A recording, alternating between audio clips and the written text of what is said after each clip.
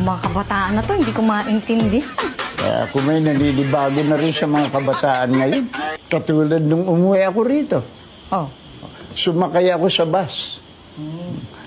Medyo punuan ako. Tapos? Kasi nung kapanahunan natin, kaagad nagmamagandang loob ang isang lalaki. Ang sumakay, dalaga o lalo na't matanda. yun. Kaagad inaalok namin ng mauupuan. Dapat na. Ay, siya ngayon hindi. Bakit? Nakatayo yung matanda.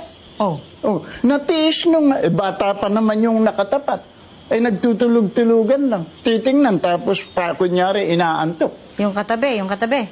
Ay, sa awa ko rin sa matanda, nagmagandang loob ako. Tinawag ko, Lola, dito na po kayo maupo. Yan.